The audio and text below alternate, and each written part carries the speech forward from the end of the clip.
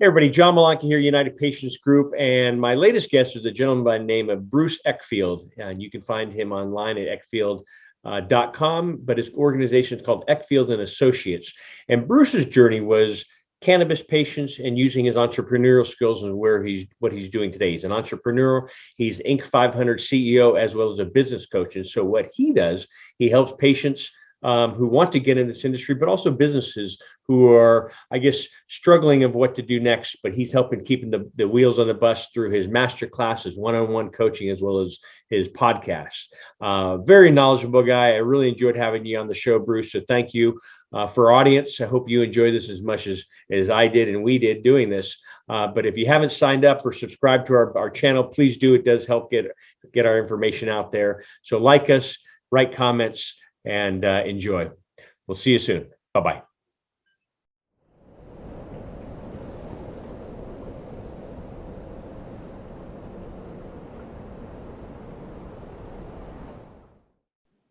Hey everybody, welcome back. This is John Malanca with the United Patient Group. Be informed and be well. And today's guest, we have a gentleman from the East Coast, New York City, to be exact, Bruce Eckfeldt of Eckfeldt and Associates. Great to have you on. I appreciate you joining me on this, I guess, Monday morning, huh? Yeah, thanks. Monday afternoon for you. And so, Bruce, let me give you a little background. After being trained as an architect, Bruce spent many years in the digital product design and service, and he founded a technology consulting firm in 2003. His company was an Inc. 5000 honoree. Congratulations. 5 years in a row and ranked 241st in 2009. He sold his business in 2013 and is now a strategic coach and advisor to early stage CEOs.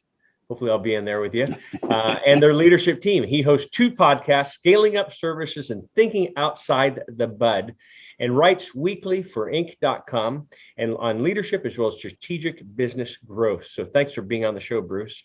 Oh, thanks for having me, John. I appreciate it. Thanks. It's funny how people jump in this industry. We're in one industry and we kind of morph into that. And I remember being, right out of college, and I remember talking to my dad, and most people look up to their dads as like their heroes, and like, how did you get there? How did you become a father and a spouse and supporting the family? And in my mind, no worries. I mean, most kids, you're looking like, oh, we don't have any worries. And so I always used to ask them, how do I know what we want to do, Dad? How do you know what you want to do? And if most, not everyone knows what they want to do. And so you kind of morph, and he says, you'll know. It'll just kind of just flow into what you're doing, have a passion of what you want to do and what you don't want to do. And so it sounds like you've done this, and you've done this well. So congratulations. Oh, thank you. I'm glad it appears that way. Yeah. Isn't that funny? Yeah. I think people don't, and on that point, I always tell people, don't always judge a book by its cover, because everybody's going through something. So, and this is something I work with patients on a daily basis. And so don't always assume. And I had an old colleague years ago, I would run a sales team, and it drove me nuts when anyone was late. And I always tell everybody, better to be 5 minutes early than 1 minute late. And she said, John, you don't know what they're going through. You don't know if they're single moms, single dads, taking the bus, no money, running the kids to school. I went, her name was Esther, and Esther actually passed away from cancer when we worked together. And that really hit home. So it just showed, but she stuck with me, 20 years later of that too. And so on the outside, you look fantastic, man. So well, I'm very fortunate, and I've had a lot of great success in my life. So I'm grateful for that. Awesome. But yeah, look, it's always challenges, right? I think that's life, that's business. And, and you're going to have that. A successful life is not one that's easy. No, one that is interesting and achieves things.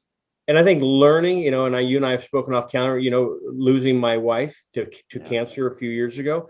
People always say, I'm so proud of you for continuing on or doing this. And I just, I don't want to say adversity makes you stronger. And I would, believe me, I wouldn't wish this upon anybody. And I would do it all over again, knowing what the outcome was, just because of the life that Crit and I had. And so cannabis wasn't, you very similar background, athlete, and cannabis wasn't your lifestyle. And so can you share how you became a patient and then kind of took your expertise and life experiences and what you're doing today?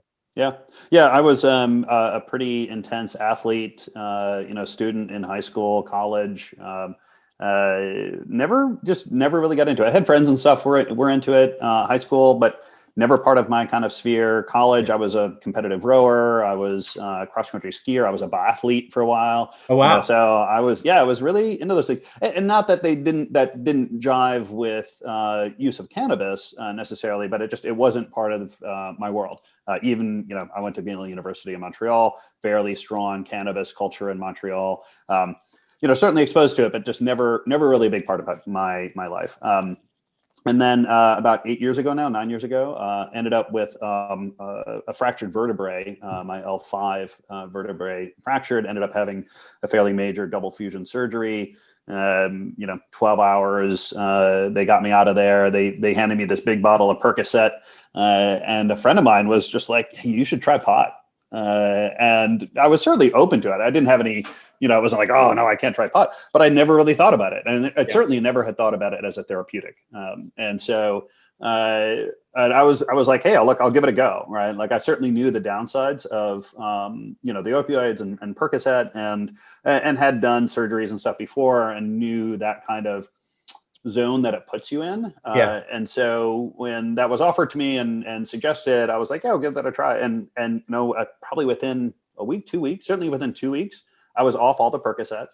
I was mainly doing edible. I was still doing a little bit of smoking, but mainly edibles. And it was great for pain management. It really helped get through kind of that constant pain post-surgery recovery. It kept my mood really good. Right. Like it helped me just not sort of succumb to, I think, the sort of the emotional draining aspect of I couldn't bend, lift, or twist. Right. Like I don't know how graphic you want to be on this program, but right. There were certain things I couldn't do myself that I had other people do for me, which was, not fun. And that just kept my mood very good. And then my sleep was amazing. Right. I just found that my ability to actually get really good sleep was improved. And even post surgery recovery, I found that it was very, very helpful for sleep, dealing with a fairly active, driven mind, right? That's got 1,000 things going on a regular basis. It really helped with all that. And so, it became part of my kind of daily management routine post that. And it's kind of come and gone over the years, but and now with the products getting much more interesting and much better, it's been fun to kind of experiment with some of this stuff. And, the different cannabinoids, the different form factors. I now have all sorts of creams and everything I use for my knees because I've run far too many marathons and Ironman, and at my age, my knees are kind of shot. So I'm always kind of dealing with, joint pains and things like that. So it's been just fascinating. That's the benefit of being on both of us on this side of the business, because I have people that send me products nonstop, and I use them all. And I do the same thing before my runs or rides. I lather my body, my calves up, my knees up, my elbows, my wrists, and and it's amazing on what this plant can do, and all these new these companies are popping up. Let me back up one. College in Montreal. So are you Canadian, French Canadian, or no? No, I'm U.S. citizen. So I grew up in Minnesota. Ended up there for school. So I needed architecture, engineering, and snow. Yeah. And when you look at those things and you start looking at universities, it was a very, very limited set. And Montreal was actually south from where I lived in Minnesota. Oh, wow. So because of the way the geography works. And then I moved down to New York after that. A little geography history there. Yeah. And then secondly, I've witnessed, a friend of mine is a surgeon here in California. And back in 2002, we were up in Tahoe for 4th of July. And I said, I would love to join you for surgery. He goes, "You're into that?" I said, "I love that stuff."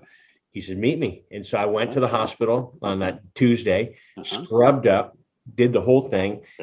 Body's there. So did you go anterior or posterior?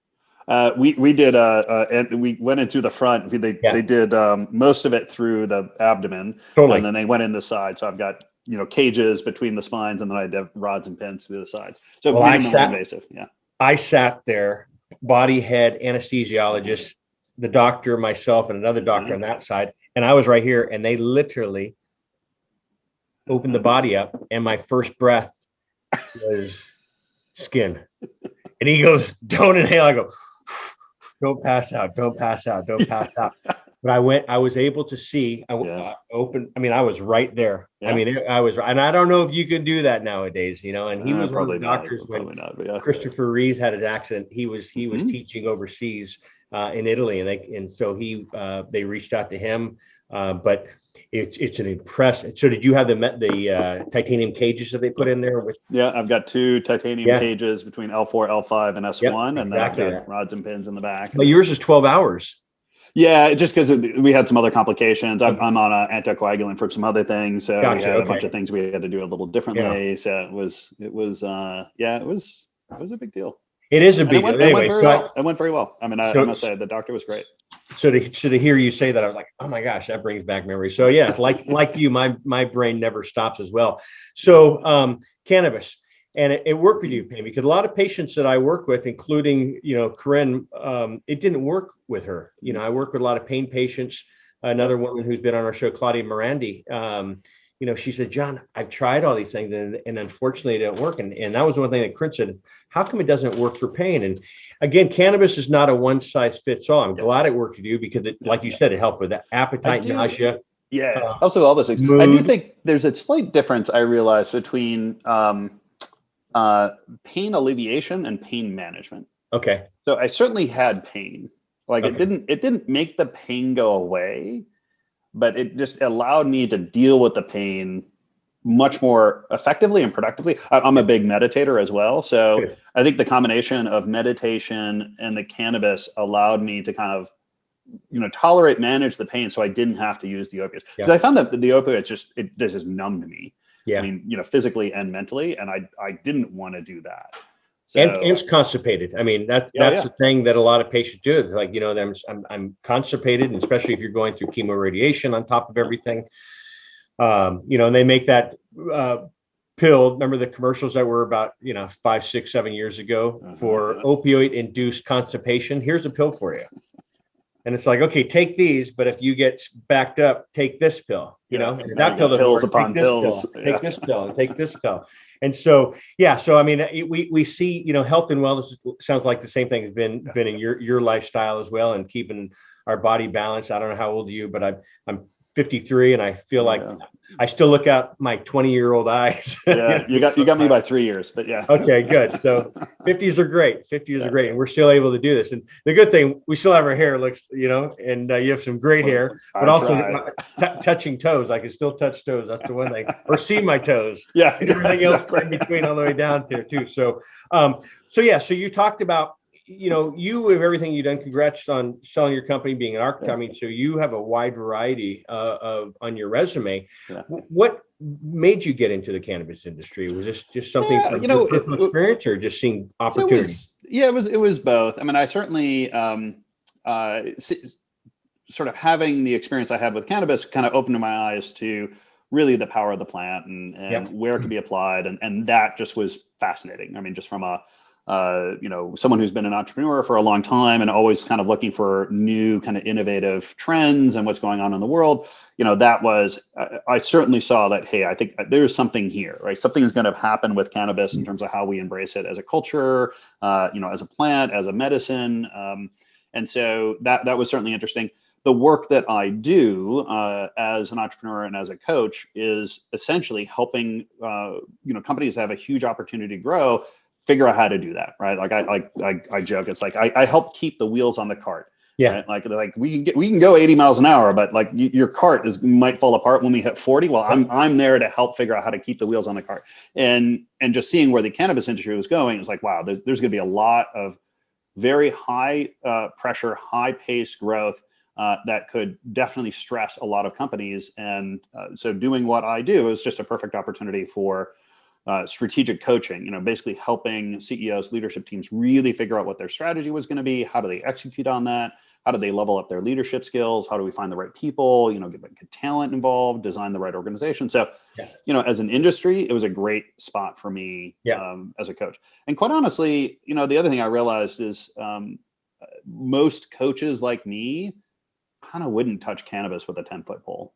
right? It was just, there's still enough stigma around cannabis that from the sort of traditional business world, there's some hesitation of getting involved. And I, being an entrepreneur, maybe a little younger, certainly open to the idea, as an architect, a little bit more on the creative side, right? So very open to the idea of getting involved in cannabis. And I saw, just a great opportunity to apply what I do to an area that very much needed it.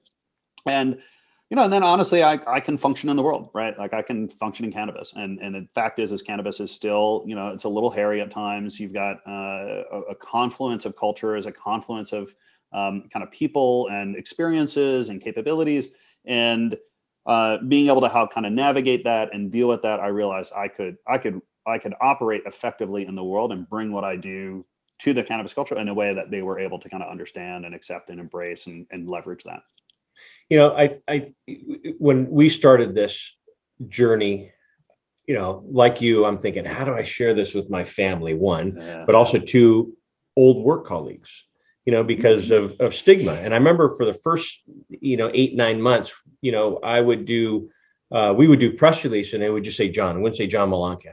And I had a lot of colleagues in this industry got really upset with me, like, how, what are you doing? I said, listen, this wasn't my background. And I still have family members and old colleagues, because back 2010, 2011, it's not how it is now. Nowadays, they're talking about it, and the seniors are talking about it at church and the bridge clubs and garden clubs. It's, I'm talking about my mom. I mean, it just blows me away that something like that was the one thing. And so you bringing your expertise and bringing that stigma down, people said to Corinne and I, you guys are good ambassadors for this industry, showing that, and I feel that the same way thing with you, with your background of being the way you are. And I think when you're an athlete as well as entrepreneur, you have, I would say type A personality. Are you? Yeah. I can be when I need to be, but yes. Yeah.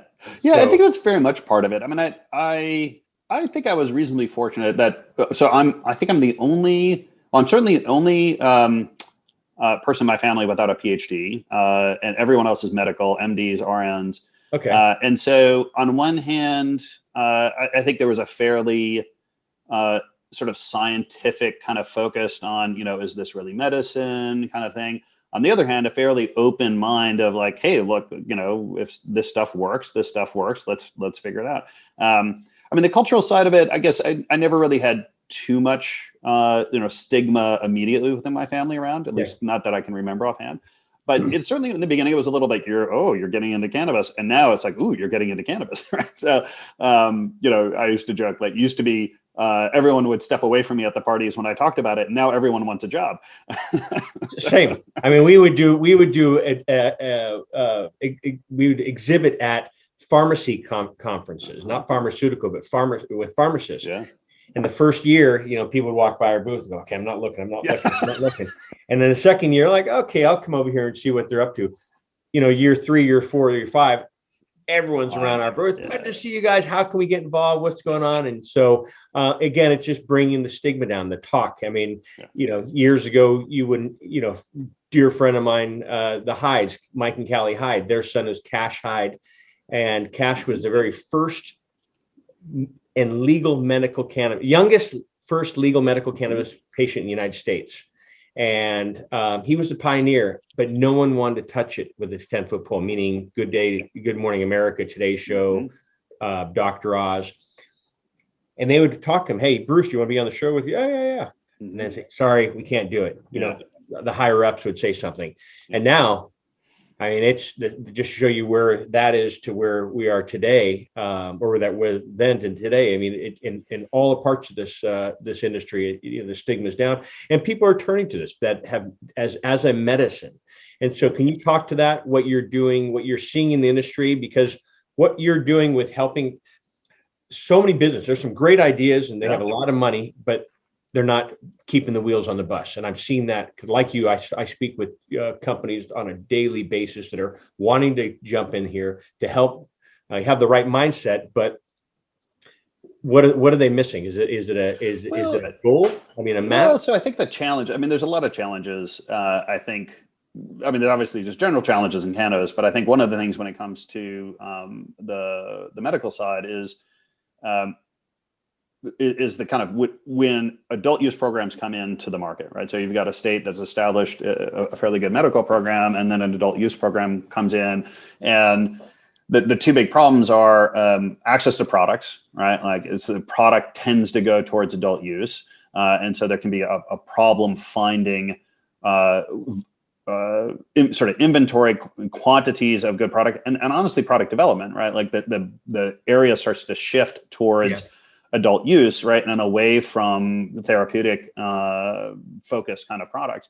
And so I think a lot of the interesting companies that I've seen on the medical side have made the decision, say, hey, look, we're just going to focus on medical, and we're going to start looking at really what are the, everything from the dosing to the cannabinoids to the terpene profiles, like really focusing on, for a medical use, what do we really need to create in terms of products? Everything from form factors, packaging, all that kind of stuff. So I think that's one interesting trend right now in the industry, is how the dynamic between adult use and the medical programs end up impacting the product development side of things. And so one of the things I'm always looking for are folks that are trying to really innovate on the medical side, right? Because I think it gets kind of overwhelmed by adult use. So it's your company, you're a nationwide company. Well, so I'm a coach. I work with groups all over the U.S. and actually in Canada. Everything from testing labs to packaging companies to cultivators to testing labs, like various parts of the chain. Yeah. And what I'm looking for, all of those things, where are the growth opportunities, and I work with them to figure out the strategy. Cool. But the medical side is certainly an area that I think is sort of underdeveloped right now, or I think there's a dearth of good companies focused on medical products. See, and that's what we've been since day one. And I remember people, I won't name names, but there was I guess editor for a very popular magazine wrote us, and I received my email. This is back in 2011. I said, "Oh my God, they found us, and we're brand new." And he said, "It will never go medical.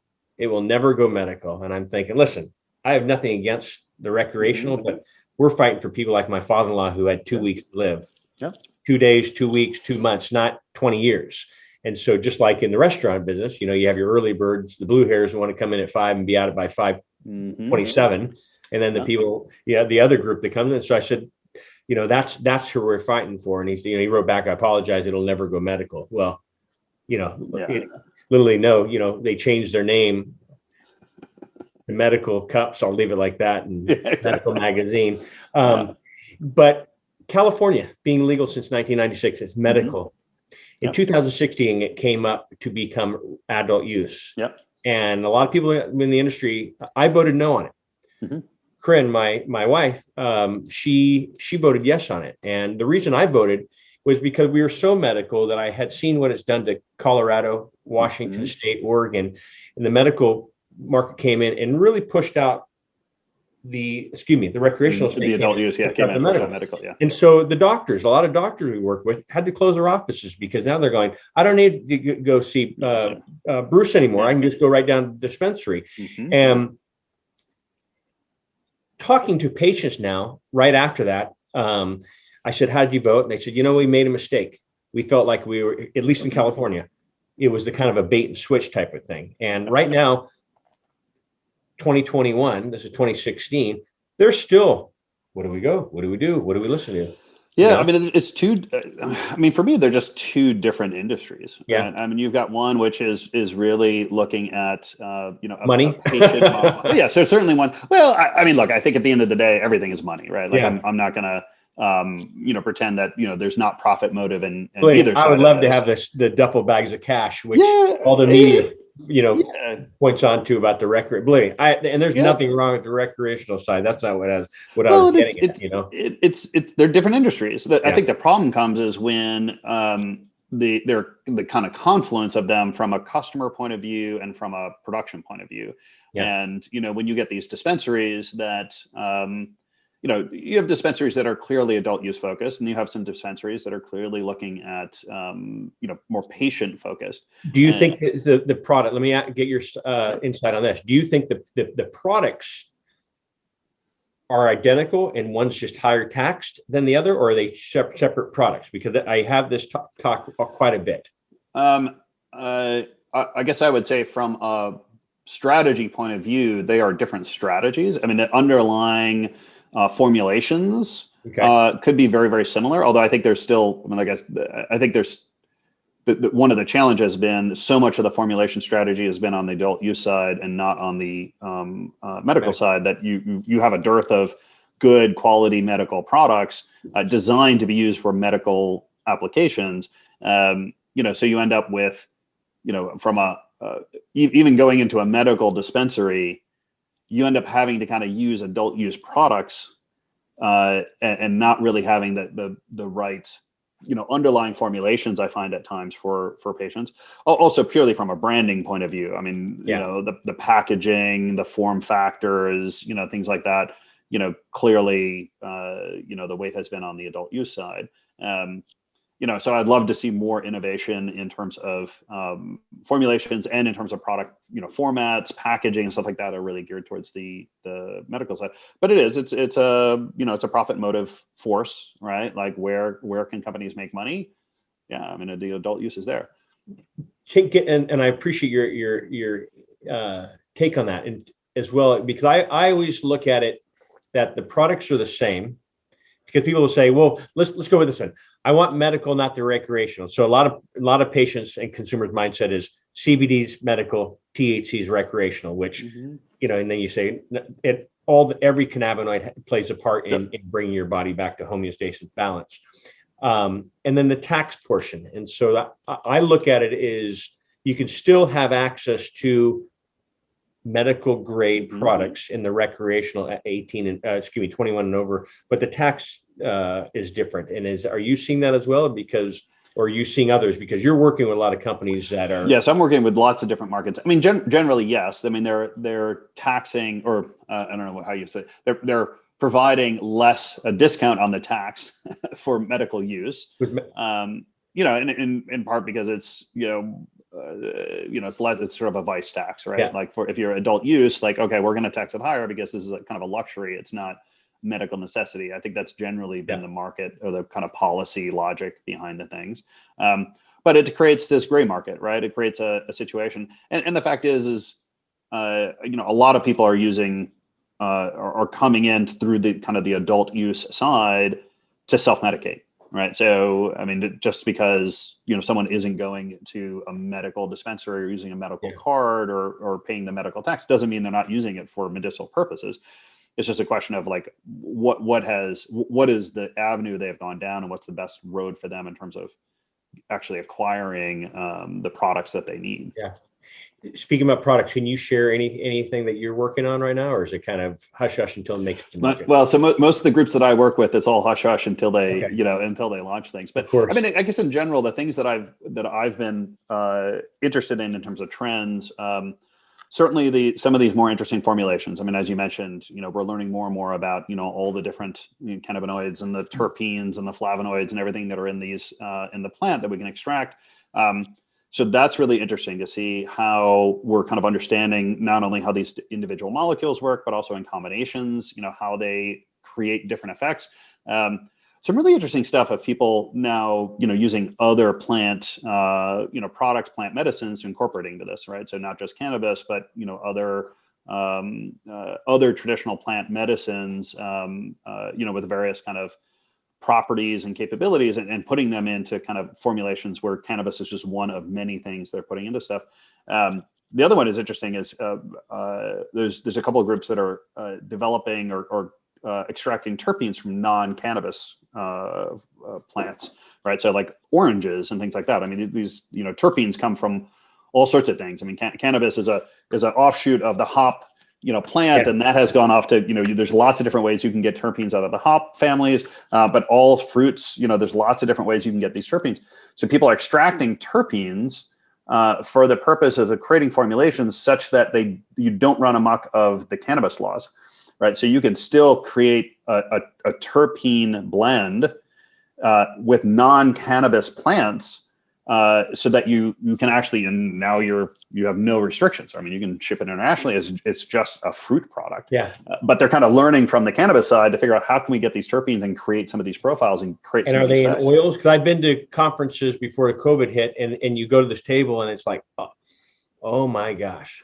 And so for our audience too, and I know I'm a broken record on this, but we've all smelt terpenes, and it's, it brings you back to a place. For me, it's stop and smell the roses. Roses always remind me of my grandmother. And so you believe me, I don't care where we are, Bruce and I, you and I, walking down the street, if I see a rose, I'll stop and smell it. And it brings me back that, as well as lavender, and the same thing, and it's calming. And so each of these terpenes that are in the cannabis plant and other I guess, plant-based or fruit, they can bring they have psychological effects, and they have, I mean, people are really finding some interesting effects, medical effects, right? People it will affect the body in different ways. And certainly this combination, I think the one thing we've learned on the cannabis world, from a formulation point of view is, extracting these individual molecules out, say, okay, well, here's 100% pure THC, just does not have the same effect as,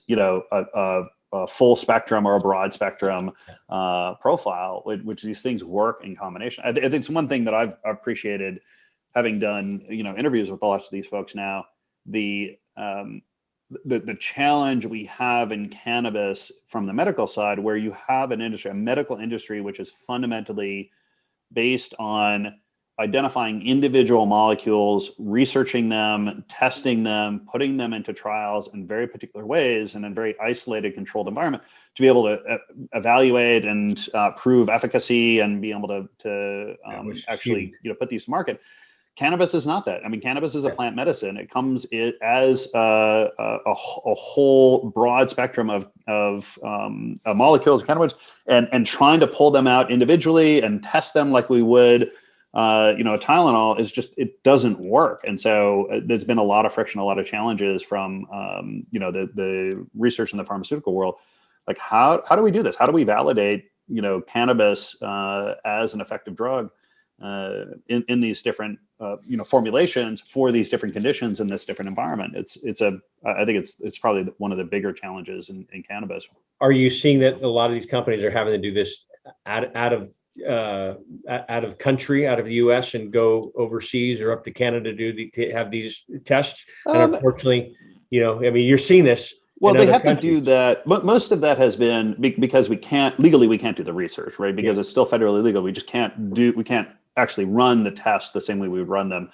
I think the big shift that I've seen, or the interesting one, is sort of moving away from kind of single molecule clinical trial kind of model to much more of anecdotal, broad spectrum or broad scale, or broad studies, anecdotal studies of cannabis use in broad populations. So rather than saying, okay, we're going to take 100 people and we're going to 50 this and 50 this, and we're going to randomize it and we're going to double blind it and all this stuff, it's like, look, the fact is people are using cannabis at very large volumes for very periods of time. And if we can collect the right data and do the regression analysis to be able to say, well, hey, look, here's a whole bunch of people in this situation with these genetics, with this condition.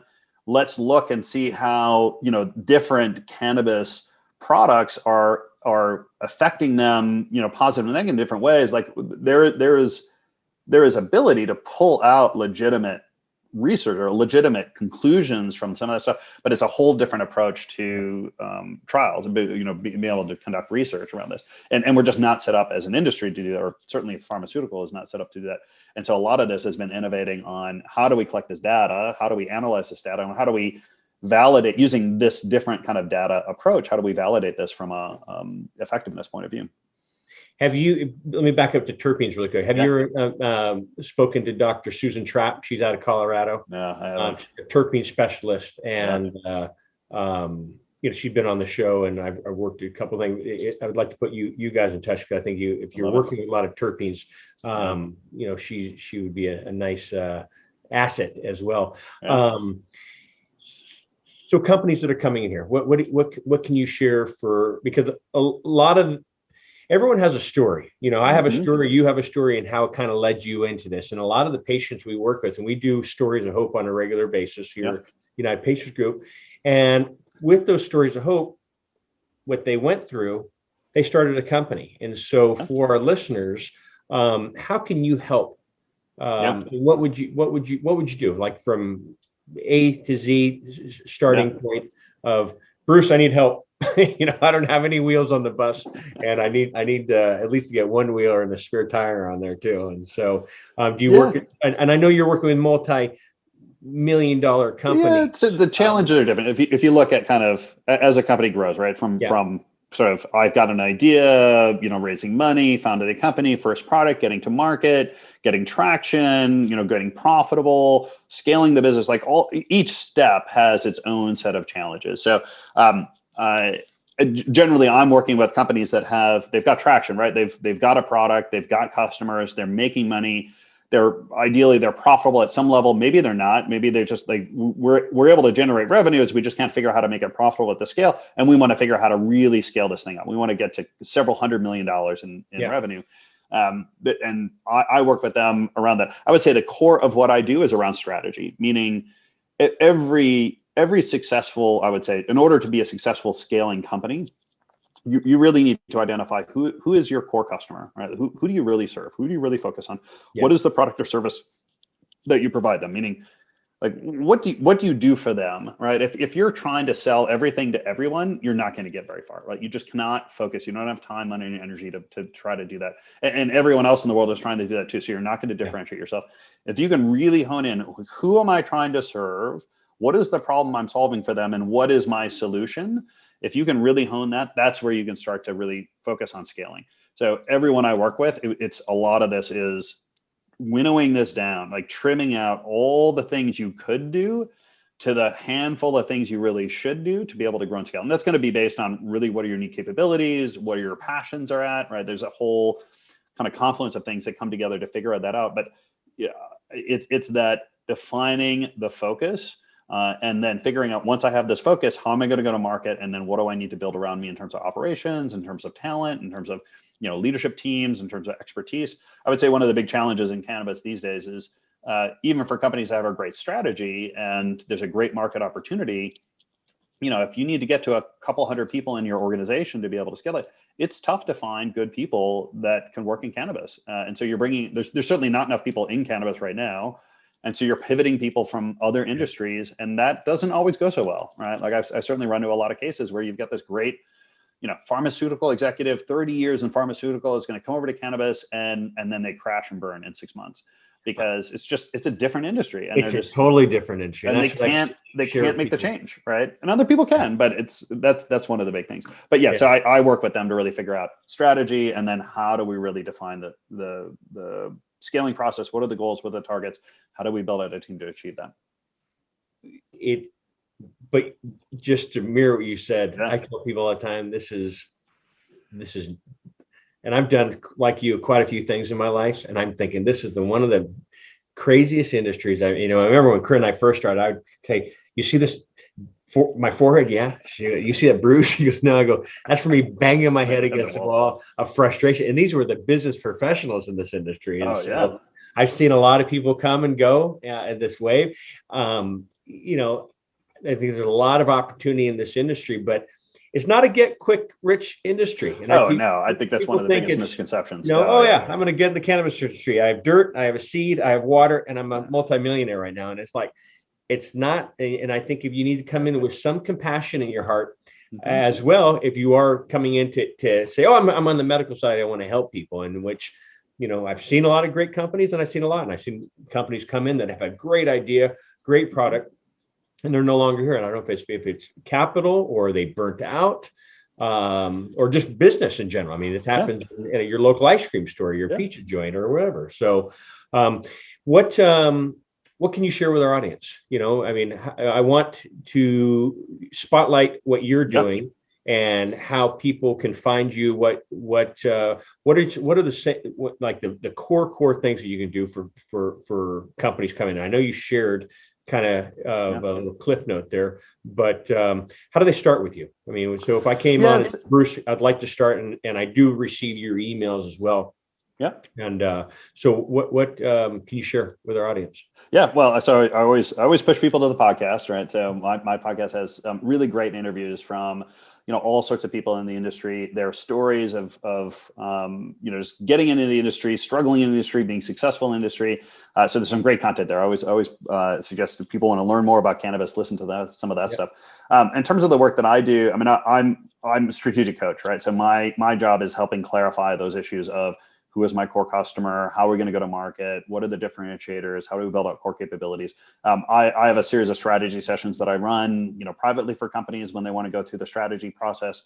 I'm happy to send people, outlines of how my strategy stack and how we get to some of those answers. I run a lot of workshops, helping people kind of answer various pieces of that. I run a series of mastermind programs. So for folks that are in the industry and want to really have a confidential safe place to come and bring their business challenges, their struggles, their questions. Hey, how do I do X? I host mastermind meetings where we get together monthly, and those folks have a chance to share experiences. I coach, we bring in content, and really help bring in planning, bring in strategy, bring in accountability so they can really get focused on growing and scaling.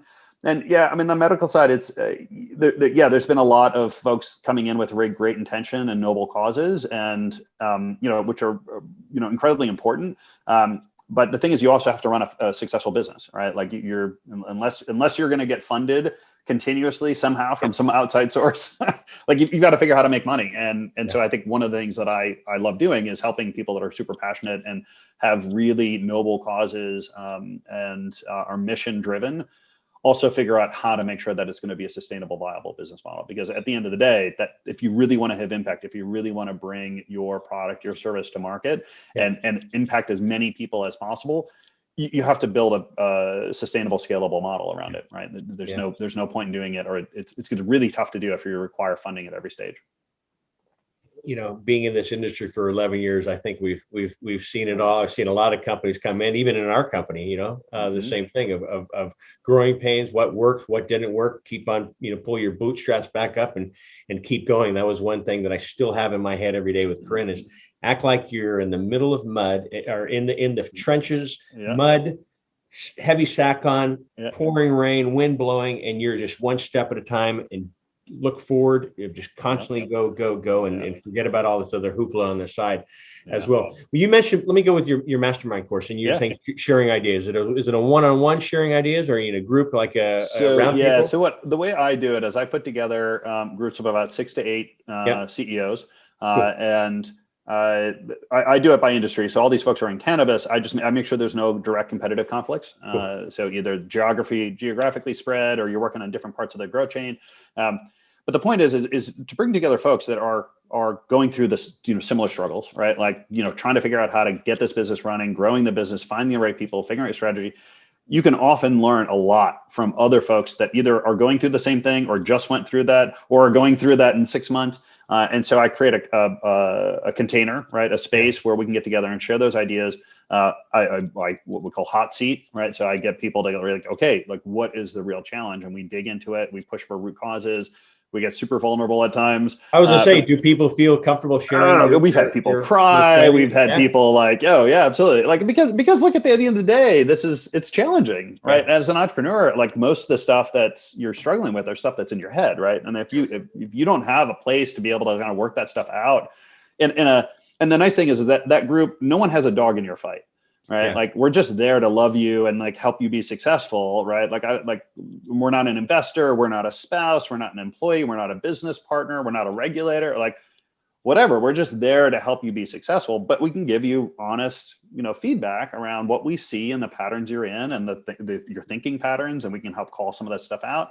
And the whole point is to get more options, more perspective on the table so you can make better decisions that are going to help you scale faster. So that's the container we create in the program. And then I bring in coaching tools and growth tools, and we do strategy and we have goal setting and stuff like that. But fundamentally is to create that space where you can really share deeply with other folks that are in the similar situations. So you have two things. One is your one-on-one, but also your mastermind. And so the mastermind, is it a 6-week course or? So I do that. We do that sort of in perpetuity. I do usually do we have a 1-year curriculum, and then people stay in it, and we keep that group going. And because you end up creating, you get to know these people. Yeah. Like you know them deeply and they know you deeply. And that's a really valuable thing when you're going through different phases of the process. Fantastic. So how do people find you? So eckfeldt.com, ECKFELDT.com is my main website. It has all my coaching information. Thinkingoutsidethebud.com is the podcast. And my email is just bruce@eckfeldt.com. You could always reach out and I'll put you in touch with whatever piece of content is most applicable to your situation. And are you working on anything right now that you want to highlight when you get out to our audience? Depending on, we're putting together a really interesting symposium on cultivation in June. And we're bringing together some of the most interesting cultivators, people in ag science, people in research, people that have been cultivating cannabis for 30, 40 years, and really focusing on the science of cultivation. So we're putting together that program that's going to be in June. It's a one-day symposium. And we're doing a new mastermind group at the end of next month. So we're recruiting for that. What else we've got going on? It's just the world is so busy right now. Podcast episodes all over the time. No kidding. Yeah. Never ending, but well, cool. Have a lot to share with you offline. I'd like to introduce you to some people as well and further discuss, see what we can do together as well. But Bruce, I thank you so much for jumping on. I have to ask you, I love that background. Tell me it's not a green screen. Is it real? No, that's real. That's all. Oh, good. I love it. Love the colors. Looks perfect there too. So anyway, Bruce Eckfeldt. And they can find you Eckfeldt, ECKFELDT.com, right? And you got it. I thank you. And then let me share how can they find your podcast as well?